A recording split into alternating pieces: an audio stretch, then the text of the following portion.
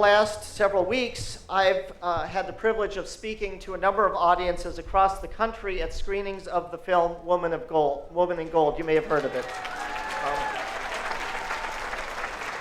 It's a story about the recovery of the Klimt paintings, which I was very fortunate to achieve for my family friend Maria Altman. As a result of the popularity of the film, I've received a barrage of letters and emails and messages from people all across the world, really, who were so moved by the film and its depictions, especially of the events that occurred in Austria after the Nazi takeover, the infamous Anschluss of March of 1938. Those of you who have seen the film and know the story certainly recognized the scenes that were reenacted in Vienna from well-known photographs and newsreel films of crowds cheering as the Nazis paraded into the city, of Jews accosted on the streets and in their homes and businesses, terrorized by the people who only weeks before had been their peaceful neighbors. Although every film takes liberties, these particular scenes are not fictional in the least. The Viennese survivors who have talked to me or written to me tell me that this was exactly what they saw with their own eyes. Even the frightening escape of Fritz and Maria Altman as depicted in the film is not very much exaggerated. Indeed, some of the more harrowing parts were actually left out. The filmmakers were not able to show Fritz Altman being sent to Dachau for 2 months before being ransomed out by his older brother. This was still possible in the summer of 1938. Or the 3 failed prior attempts to escape from their house arrest that Fritz and Maria made, nor their lucky escape through barbed wire into safety in Holland.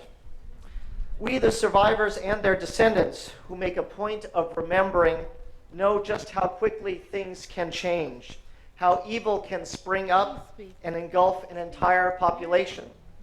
We are dismayed, but not surprised, by the terror of ISIS in Syria and Iraq.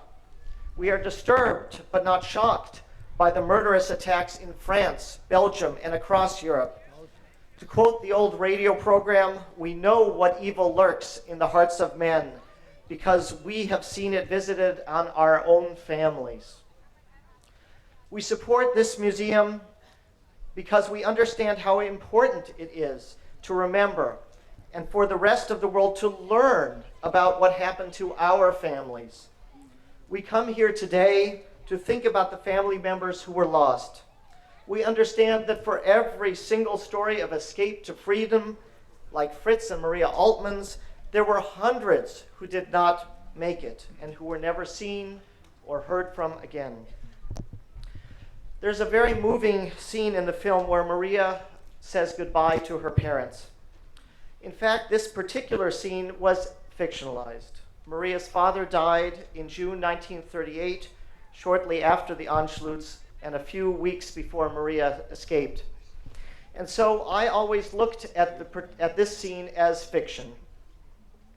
But then a woman came up to me after a screening and said that she was so moved by this particular scene because her mother also had to say goodbye to her parents, whom she never saw again. Only then did I realize that, of course, my own grandfather had had his same scene with his parents. He had escaped with my grandmother on the day after Kristallnacht. His mother stayed in Vienna and died of cancer a few years later.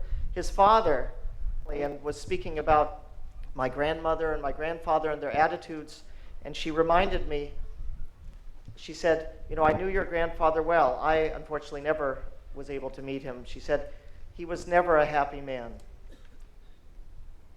I know many of you here today with us have had this same experience in your families. This, of course, is the power of film. Films allow us to universalize a particular experience, to make one story emblematic of an entire range of experiences belonging to many. I'm very proud that this film about Maria Altman's story is working this way as a catalyst for memory, for myself, and for so many others. To conclude, I would like to repeat what I did last year and ask that we all take a moment as a group to remember the loved ones who perished in the Holocaust.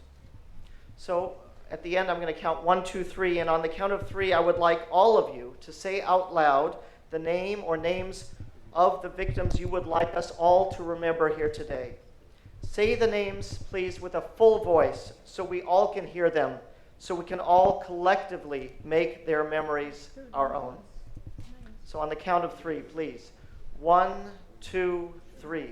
Sigmund Zeisel, Malvina Zeisel, Nachmund.